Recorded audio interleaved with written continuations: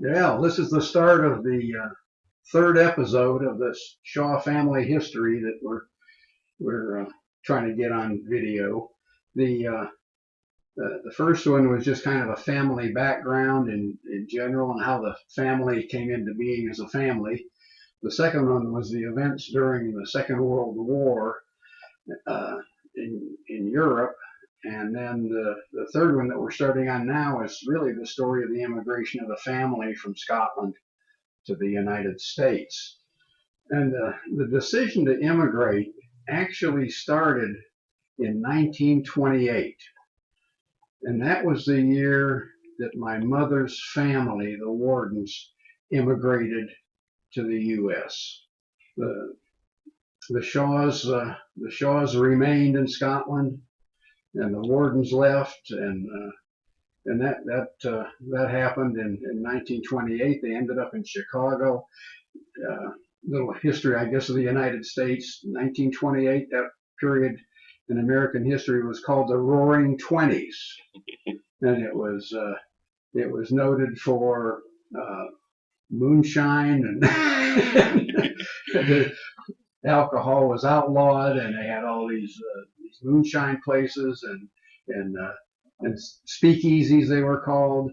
Along with the contraband of the alcohol came the gangsters, and Chicago was very notorious for the gangsters at that time.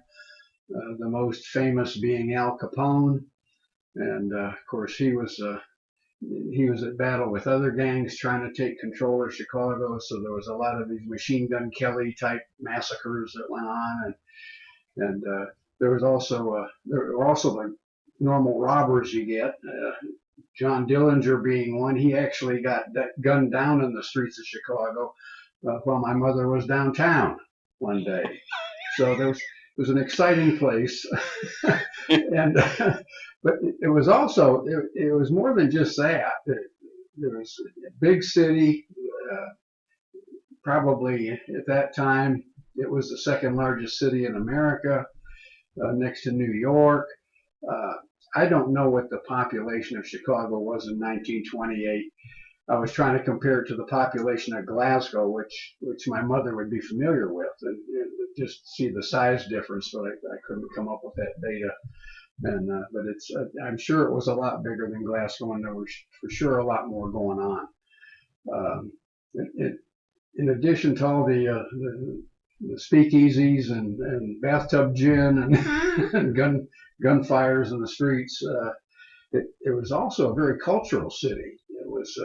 It had hosted a couple of World's Fairs at the time, which were big deals, and museums. The Field Museum was actually built as part of one of the World's Fairs. I think that was the 1982 version of the World's Fair. And then it also, for the summertime, it had beautiful sandy beaches, soft sand beaches, where you could actually go in the water, unlike the beaches in Scotland, where you didn't dare go in the water because it was too cold. So there was just a whole lot of excitement, and I think my mother and her younger sister just loved Chicago. I saw an old family photograph once of my mother and my Aunt Jessie down at the beach in their modest swimsuits of the day. And in the picture, and my grandfather, he was a photographer freak. That was a big hobby of his. He developed his own pictures and he did all that. So I assume it was a picture he took. But here was my mother and my aunt sitting on the sandy beach and surrounded by about four guys. Of course, they were single at the time, and So anyway, they had that kind of stuff.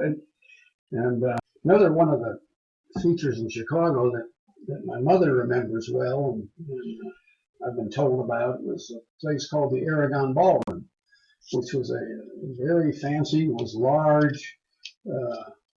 A large ballroom for people to go and dance.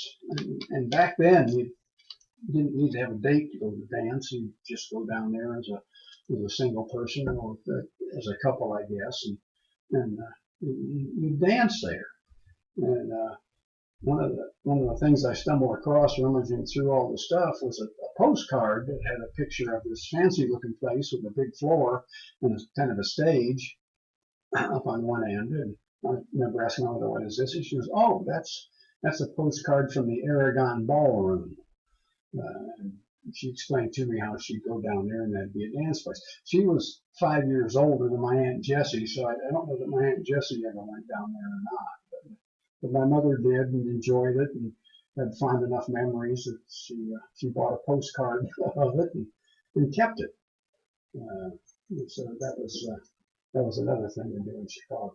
So my mother just really loved Chicago and all that went on there and what it was all about. She worked downtown on the Loop. That's how she happened to be there when John Dillinger got shot.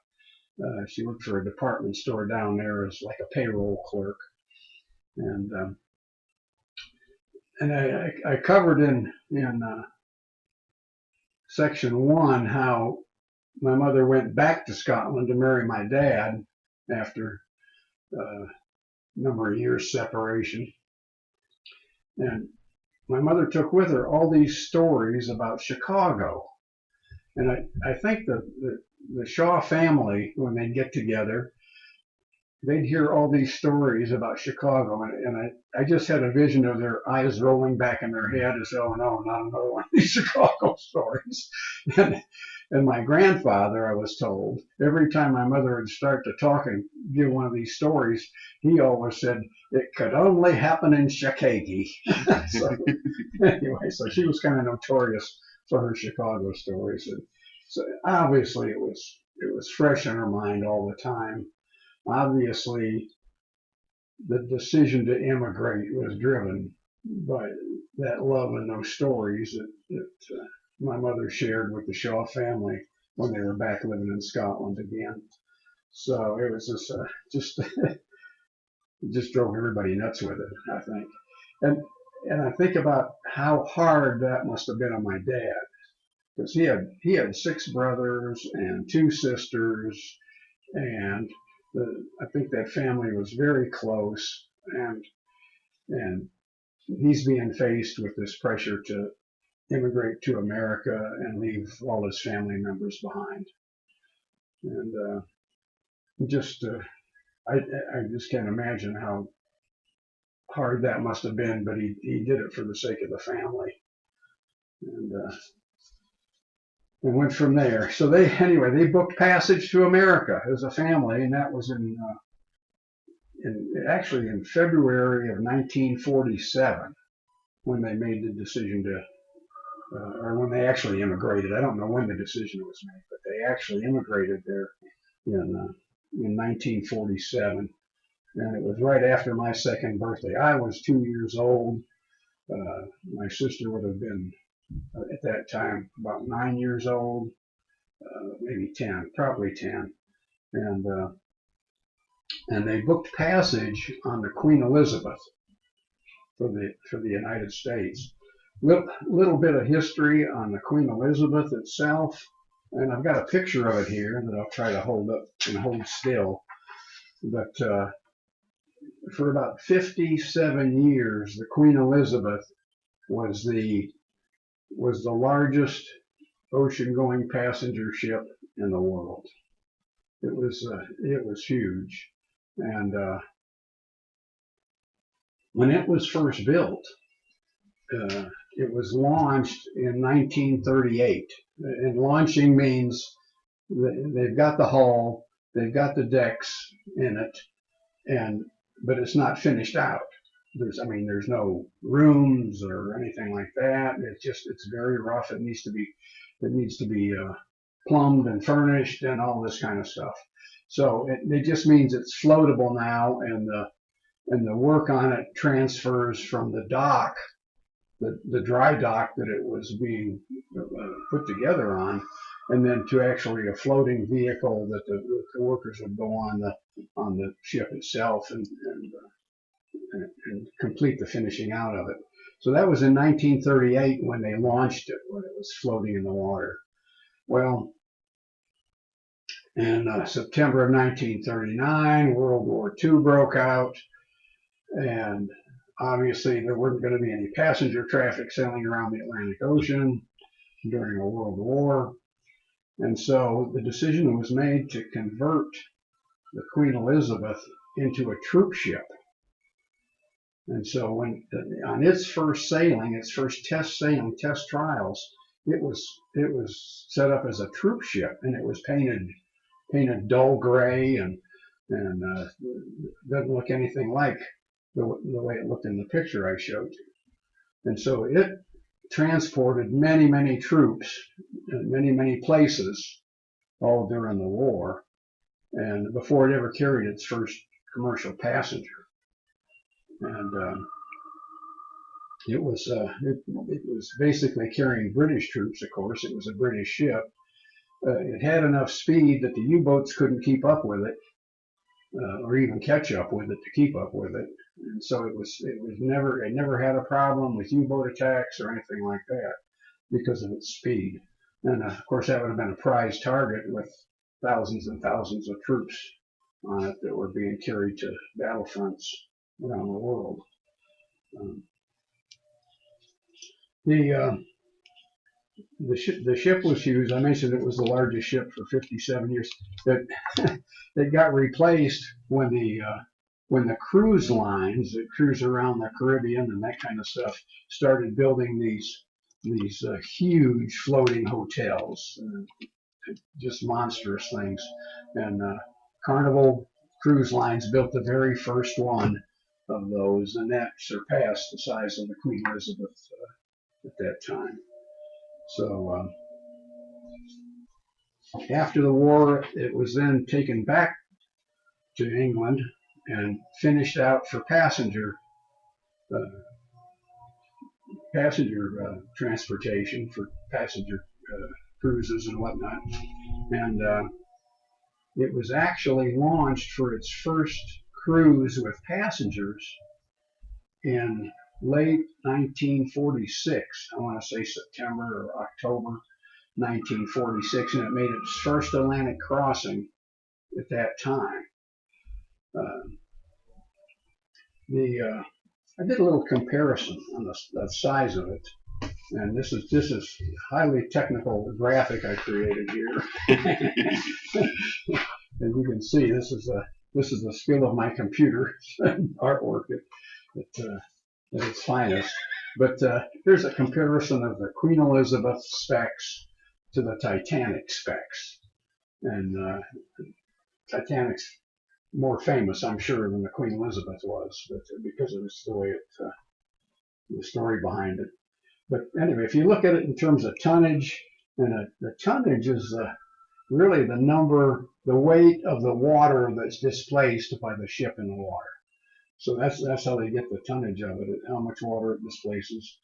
And you can see the tonnage here of the Queen Elizabeth, 83,673 tons, compared to the Titanic, which was 46,328 tons. So just the size of the actual vessel itself was tremendously bigger than the Titanic.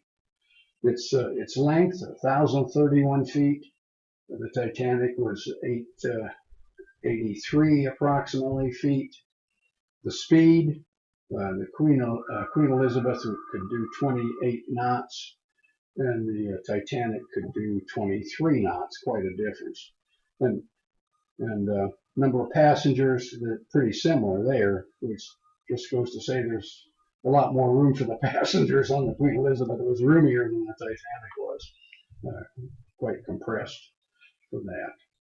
So that's kind of that comparison there on that thing.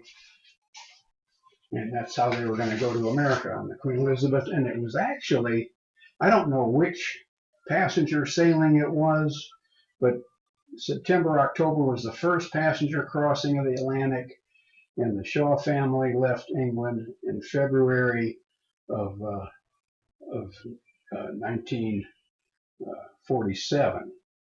So it was about a 5-month window of sailings before the Shaws actually crossed on the Queen Elizabeth. Now, one of the things I've often wondered about just in doing this study and trying to figure out is, I know the family was limited, an immigrating family like the Shaws, they were limited to hold baggage. How much baggage could they carry on the ship? And I tried to look that up, and I'm sure they went tourist class. I don't think they had enough money to go any of the higher classes. The lowest class was tourist. Um, but I was trying to find out, and I couldn't find anything in writing about it, about how much volume of storage you could have if you're immigrating.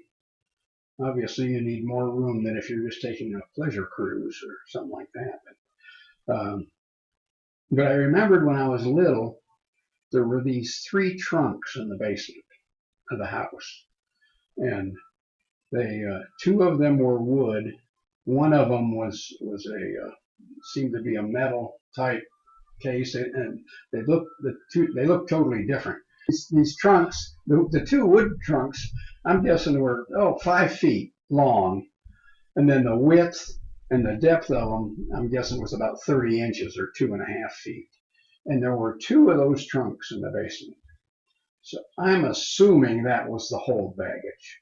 The other trunk was one that was totally different in design, and it was obviously designed for clothing and that.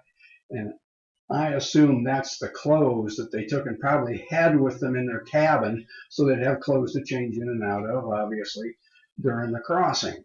And the crossing's typically 5 days to get across the Atlantic on there.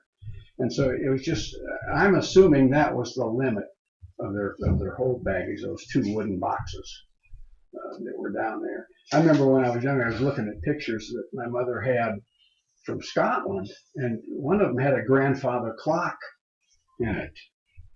And I asked her, I said, whatever happened to the grandfather clock? And she said, oh, we gave it to so and so. And it was probably one of my dad's family, member of my dad's family.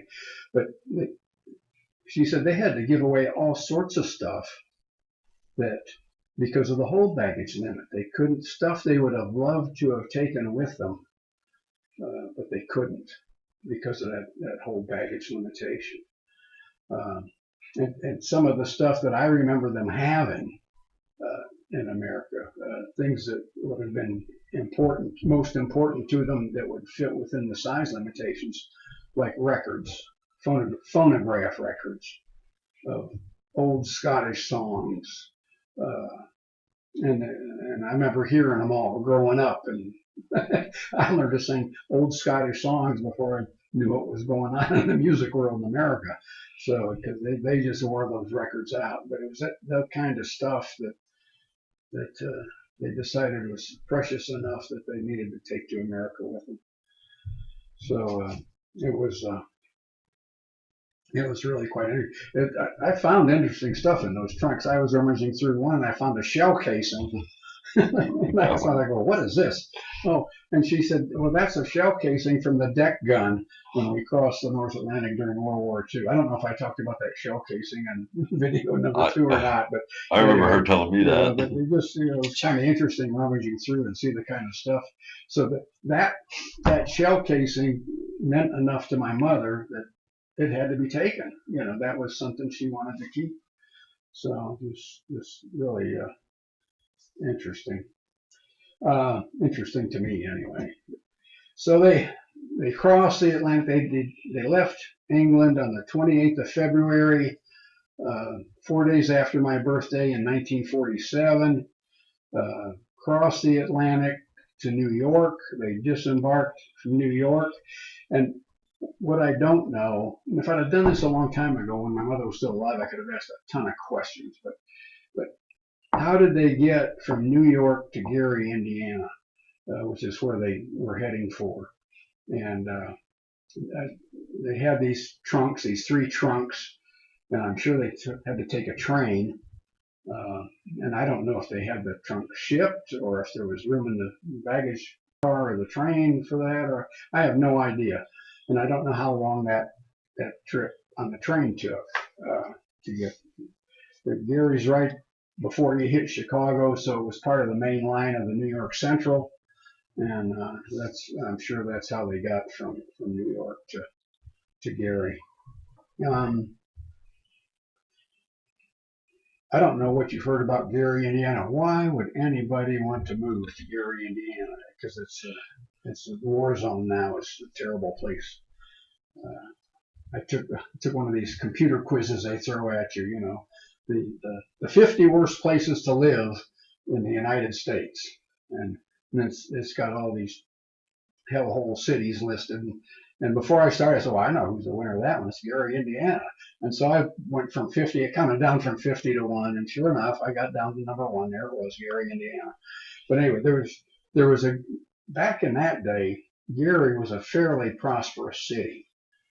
And the reason was this. And this, Gary had, and it was at the time, the world's largest steel mill, which meant lots of good paying jobs.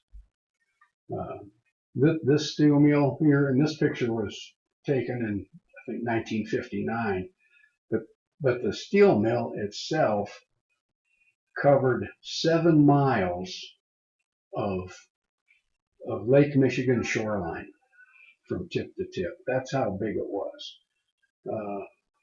I'm sure it was enlarged during the Second World War for steel production to support the war effort, but I think its maximum size was that 7 mile spread along the shoreline.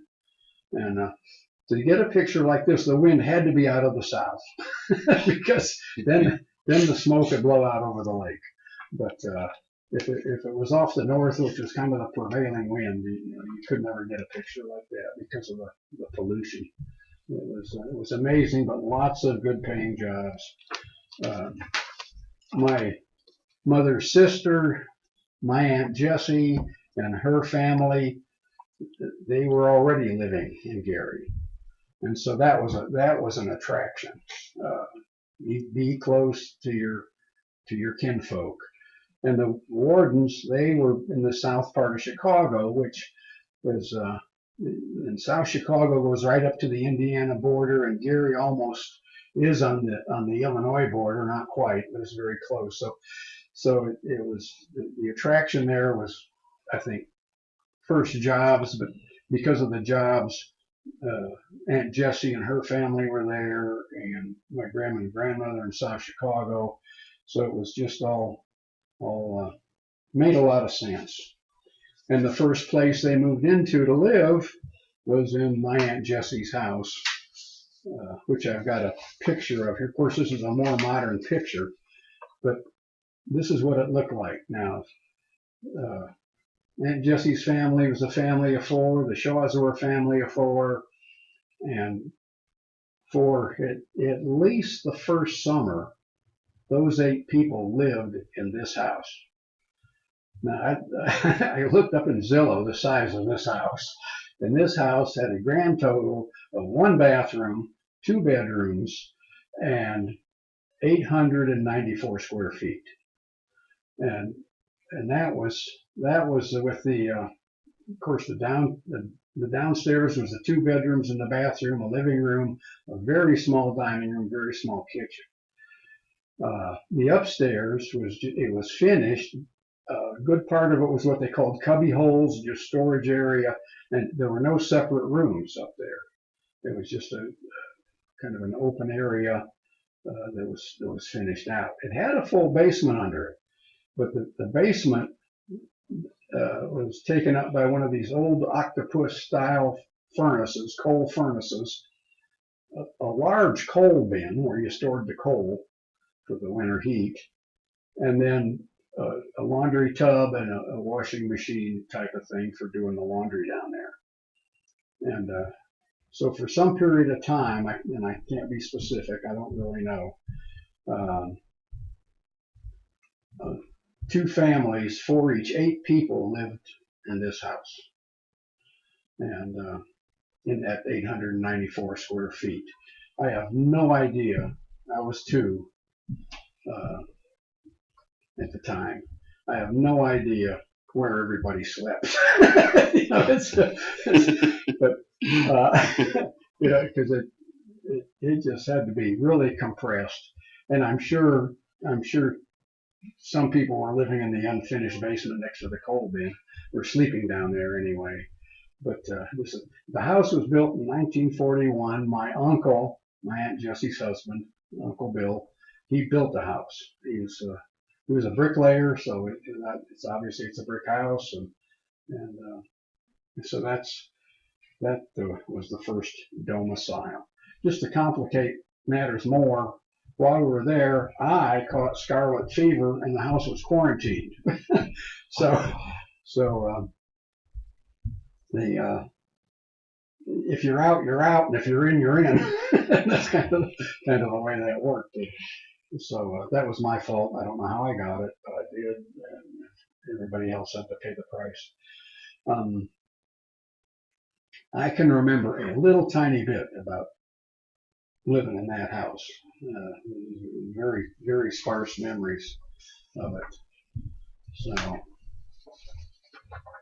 yeah, one of the things about us living in the Wright's house like that and packed in like sardines, uh, that wasn't uncommon for families that were immigrating, that if they could, they would go to members of their family, either immediate or more remote, and move in with them until they were able to get settled themselves. And that's exactly what the Shaws did with the Wrights. We moved in on them, and they helped us get settled.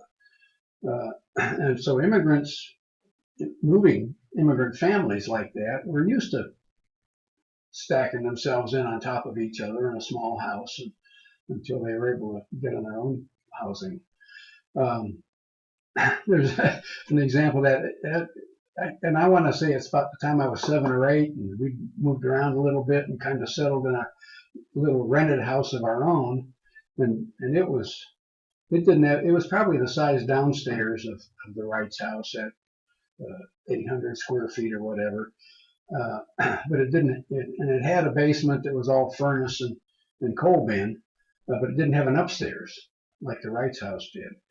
And one of my dad's brothers, while we were living there, immigrated to Canada. And I'm not sure the background story behind that, and it really doesn't matter for this, but he had a much larger family. He had, of course, he was married. He had and my Aunt Jean, and they had,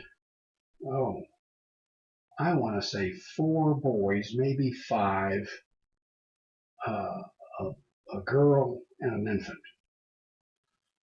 What I remember, and I still got it, what I remember distinctly is going up when they first arrived. They settled in Windsor, Canada. We drove up to see them, and of course my dad was thrilled to be able to see his brother and their family again, to visit with them. You know, we drove up in our 1949 Oldsmobile Club Coupe. The Club Coupe has front seat and a semi-functional back seat. And we had an 8mm camera at the time. So we took all these 8mm pictures of the Uncle Bill Shaw's family and where they lived, and all the kids bouncing around and having fun. And we all, when we had to go somewhere, they didn't have a car. We all got in that 1949 Oldsmobile Club Coupe, and the car was stuffed like a sardine can with all those people in there. So, but it didn't bother anybody, and it was kind of fun. We've got an 8mm video of both Shaw families getting out of that 1949 Club, and I want to guess there were 12 people actually got out of that little car, and so it was the way we did it is my dad got out and he started the camera, getting everybody getting out, and then he handed the camera over to my mother. He got back in, and then he climbed out of the car. So we had them all. But anyway, they came to visit us and Gary, and so we're in this little house with 2 bedrooms and 1 bathroom, and 12 or 13 people. I know the babies slept in the bathtub. But I've got no idea where all those people slept. It's just, but it's kind of an immigrant story. I'm sure it's common, at least at that time, of all the legal immigrants. Everything was done legally back then. But just how they were, it was perfectly okay to pack in and stack up on top of each other for a period of time. And you know, nobody thought anything about it. I didn't think anything about it. My sister and I shared a bedroom, and I don't know, there might have been, the floor had to have been covered with bodies. That's all I can imagine when it was time to go to bed. But, anyway, that's just another example of how that kind of thing works. That's where we ended up for our first stop. And to the best of my recollection, we must have stayed in there probably from March through September, so 6 months. And then I think the first place we moved into was a little rented place on the shores of Lake Michigan that was a rental property for the owners, for people that were vacationing on the lake. And of course, in the wintertime, the winters were brutal right there on the shores of the lake. The ice was unimaginable. You can't, you see icebergs, and you could walk out for probably a half mile on 12 feet of ice on this thing. Anyway, so I'm sure they got it at a very good price, being that's for tourists. Anyway, that was the first place I vaguely remember moving to. And then there were several other apartments we were in and out of for those first few years before things started settling down. The first thing was jobs for my parents. My mother, because of her bookkeeping background and good work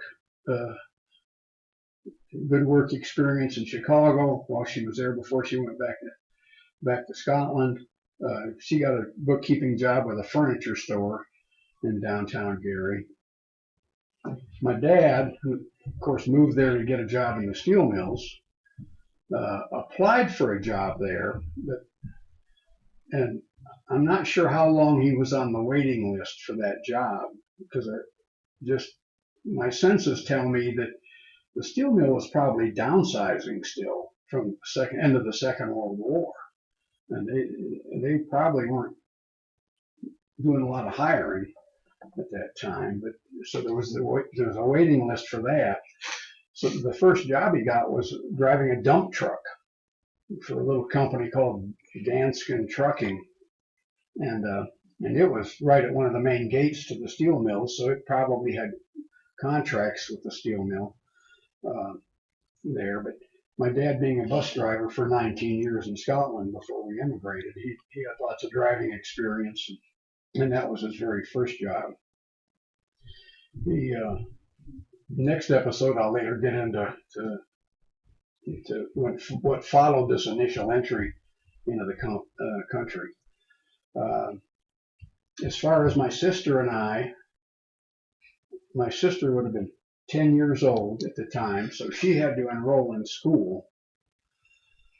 And the name of the school she enrolled in it's called Emerson, named after Ralph Waldo Emerson, an American poet. I think he was a poet. And so at 10 years old, she enrolled in that school.